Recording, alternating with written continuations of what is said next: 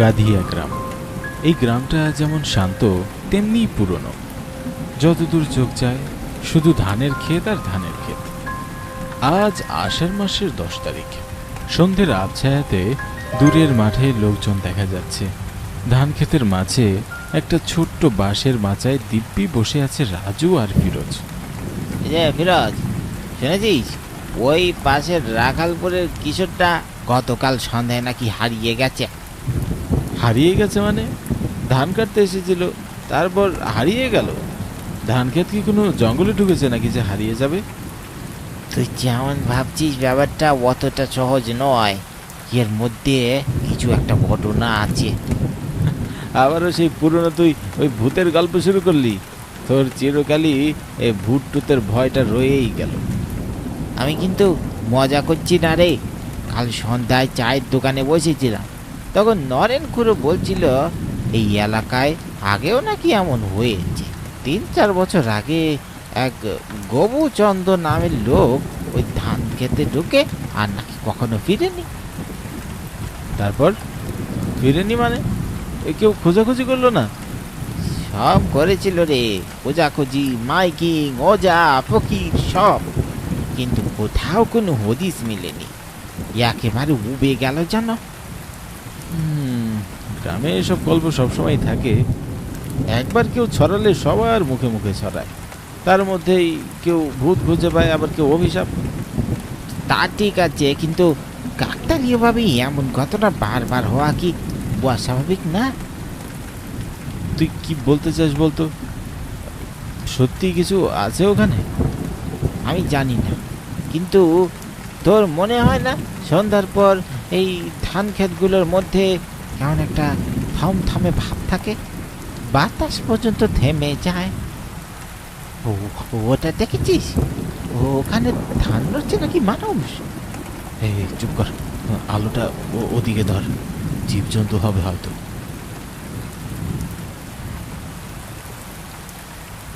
এটা কি জীবন্ত নাকি সেই ভূতটা যেটা সবাই বলে?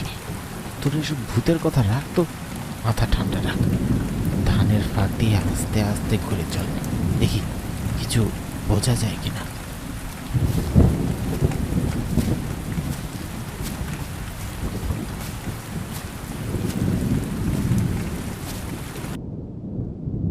কি কাকু, তোমার ধান ক্ষেত দেখে মনে হচ্ছে বেশ নড়ে উঠেছে গত কয়েকদিনের বৃষ্টিতে।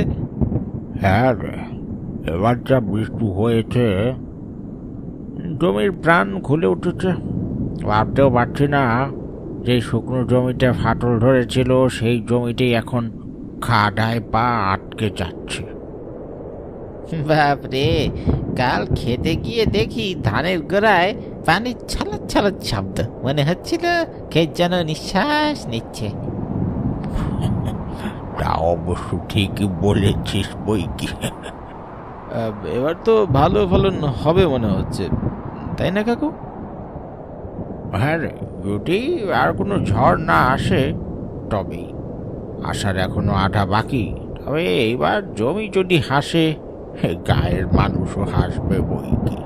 কাকু, কাল রাতে বৃষ্টির মধ্যে আমি আর রাজু মিলে জমির পাশের মাচাটায় বসে গল্প করছিলাম।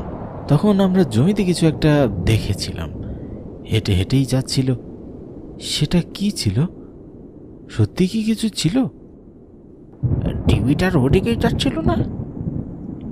টিভি মানে? ভেটো পড়া ডিবি, শুনিসনি কখনো? ওইখানে এক পাগলি মেয়ে থাকতো, নাম ছিল মায়া। একা একা ধান কুড়াতো আর মাটির খেলনা বানাতো। মাথা ঠিক ছিল না তার, কিন্তু ক্ষতি করতো না কাউকে।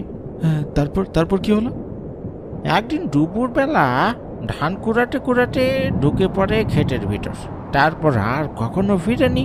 গ্রামের লোকজন খোঁজাখুঁজি করছিল, সবাই মাইকিংও করেছিল, কিন্তু কিছুই খুঁজে পাওয়া যায়নি। না রে, এমনভাবে গায়েব হলো যেন মাটি গিলে ফেলেছে। কাকতালীয়ভাবে তখন থেকেই ওই টিভির ক্ষেতে কিছু না কিছু ঘটতেই শুরু করলো। কি রকম ঘটনা? কেউ বলে ধানের মাথার উপর দিয়ে হাঁটে একটা মেয়ে, মাথার নিচু সাদা কাপড়। আবার কেউ বলে কুয়াশার মধ্য থেকে কান্নার শব্দ শোনা যায়। আবার কেউ বলে মাটির মধ্য থেকেও শুভ আত্মারা উঠে আসে। মানে যারা হারিয়ে যায় তারা কেউ ফিরেনি? সবাই কি আর ফিরে রে?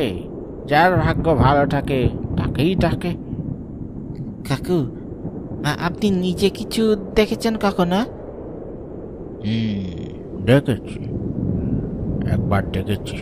বহু বছর আগে সন্ধ্যার সময় সাইকেল নিয়ে ফিরছিলাম ধানের আলপথ দিয়ে। হঠাৎ দেখি ধানের ফাঁক দিয়ে একটা মেয়ে হাঁটছে, মাথা নিচু।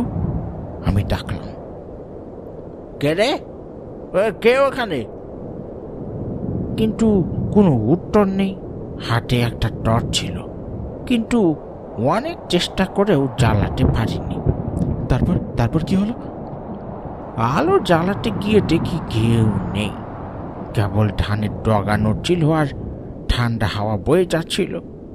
সেই রাতে আমি আর ঘুমাতে পারিনি রে। তখন থেকেই বুঝি সব কিছু চোখে দেখা যায় না। তাহলে সত্যি কিছু আছে এখানে? এই জমি যেমন বাঁচায় তেমনি গিলেও ফেলে। কে কখন তার বলে ঢুকে পড়ে কেউ বলতে পারে না। যা, অনেক রাত হয়েছে, এখন যা যা যা ঘুমিয়ে পড়।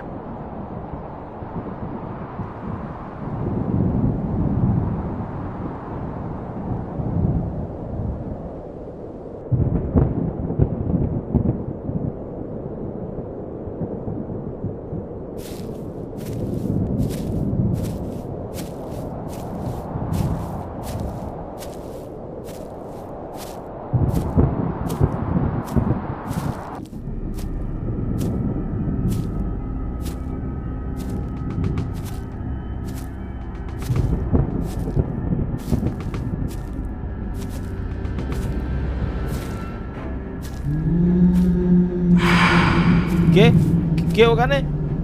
কেউ থাকলে বেরিয়ে এসো।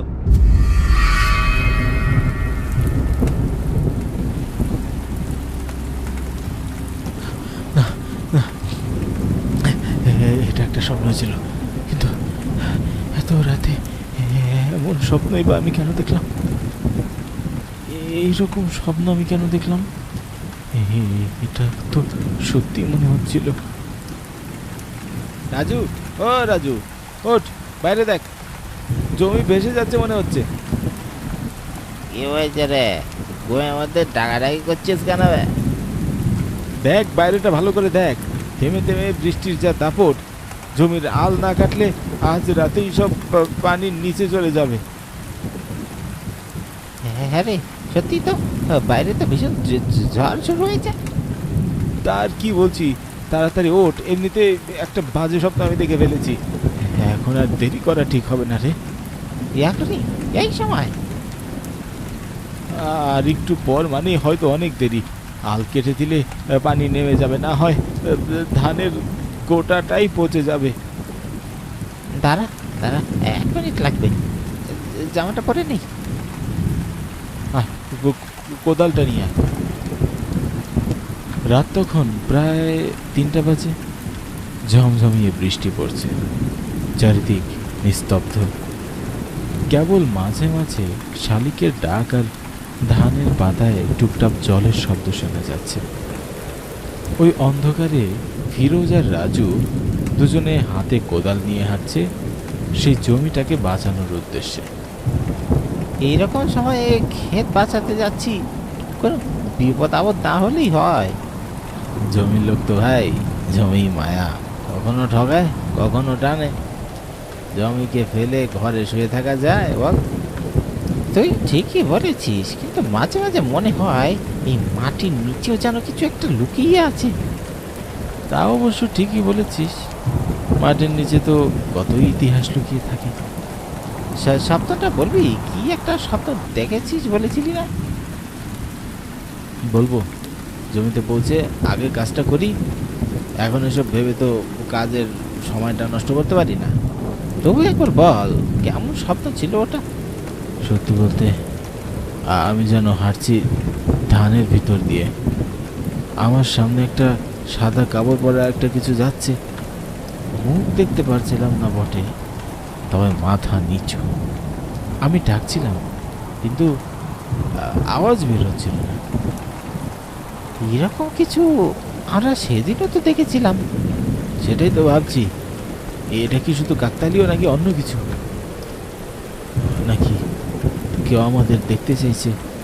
যাক, মাটি আমাদের ডেকেছে, আমরা যাচ্ছি। কিন্তু ফিরতে পারবো তো? জমি যেমন বাঁচায় গিলেও ফেলে।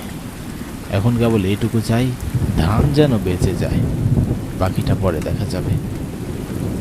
তারা তখনও জানতো না জমির মধ্যে শুধু জল আর কাদা নয়, তাদের জন্য অপেক্ষা করছে এক ভয়াবহ অভিজ্ঞতা।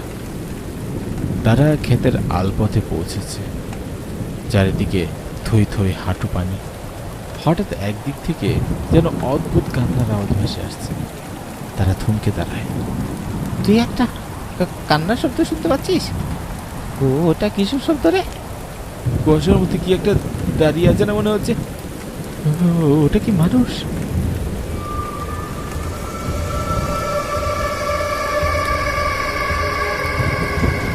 এদের তো চেনা নেই রে। রাজু, এগুলো কেউ মানুষটা রে, পালা, দৌড়া দৌড়া রাজু, পালা। ফিরোজ আর রাজু তখন সেখান থেকে দৌড়ে পালানোর চেষ্টা করে, কিন্তু যখন তারা পালাবে তখন সেই সাদা কাপড় পরা মেয়েটা তাদের সামনে চলে আসে। তারা দুজনে প্রচন্ড ভয় পেয়ে যায়, আর সেখানেই তারা অজ্ঞান হয়ে পড়ে যায়।